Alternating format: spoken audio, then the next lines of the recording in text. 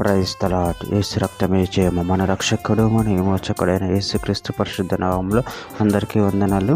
చిన్న ప్రార్థన ద్వారా ఉదయకాల వాక్యాధ్యయనం చేసుకుందాము.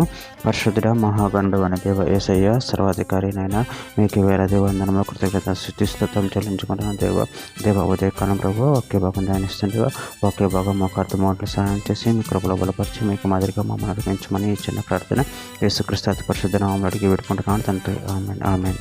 యోహాను సువార్త 14:28 నేను వెళ్ళి మీ ఎదుకు వచ్చేదినని మీతో చెప్పిన మాట మీరు వింటిరి కదా. తండ్రి నాకంటే గొప్పవాడు కనుక మీరు నన్ను ప్రేమించిన ఎడల నేను తండ్రి ఎదుకు వెళ్ళుచున్నానని మీరు సంతోషింతురు. ఆమేన్. దేవుడి వాక్య భాగం దీవించును గాక. ప్రభునందు ప్రియులారా, ఇక్కడ వాక్య భాగంలో గమనించినట్లయితే నేను వెళ్ళి మీ ఎద్దుకు వచ్చేదినని మీతో చెప్పిన మాట మీరు వింటిరి కదా. తండ్రి నాకంటే గొప్పవాడు కనుక మీరు నన్ను ప్రేమించిన ఎడల నేను తండ్రి ఎద్దుకు వెళ్ళుచున్నాను మీరు సంతోషింతురు. అదేవిధంగా వాక్య భాగంలో గమనించినట్లయితే యోహాను సువార్త 14:13 నేను వెళ్ళి మీకు స్థలం సిద్ధపరిచిన ఎడల నేనుండు స్థలంలో మీరును ఉండులాగా మరలా వచ్చి నా యొద్ద నుండుటకు మిమ్మల్ని తీసుకొని పోవుదును. యోహాను సువార్త 14:18 మిమ్మల్ని అనాథులుగా విడవను, మీ యొద్దకు వత్తును. కొంతకాలమైన తరువాత లోకం నన్ను మరి ఎన్నడూ చూడదు. యోహాను సువార్త 16:7 అయితే నేను మీతో సత్యం చెప్పుచున్నాను, నేను వెళ్ళిపోవటం వలన మీకు ప్రయోజనకరము. నేను వెళ్ళిన ఎడల అదనకర్త మీ ఎద్దుకు రాడు, నేను వెళ్ళిన ఎడల ఆయనను మీ ఎద్దుకు పంపుదును.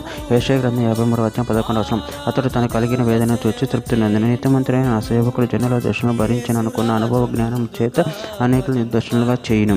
మత్తయి సువార్త 12:18 ఇదిగో ఈయన నా సేవకుడు, ఈయనను నేను ఏర్పరచుకుంటున్నాను, ఈయన నా ప్రాణమునకు ఇష్టడైన నా ప్రియుడు, ఈయన మీద నా ఆత్మను నుంచెదను, ఈయన అన్యజనులకు న్యాయవిధిని ప్రచారం చేయను. హెబ్రీయులకు రాసిన పత్రిక 1:2 ఈ దినముల అంతమందు కుమారుని ద్వారా మనతో మాట్లాడాను.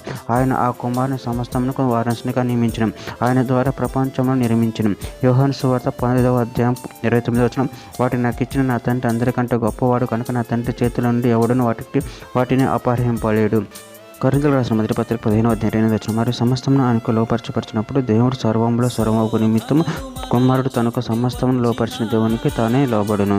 చివరిగా ఒక మాట, యోహాను సువార్త 15:14 నేను మీకు ఆజ్ఞాపించిన వాటిని నేను చేసిన మీరు నా స్నేహితులై ఉందురు. ఆమె దేవుడి వాక్య భాగం దీవించిన కాక చిన్న ప్రార్థన చేసుకుందాము.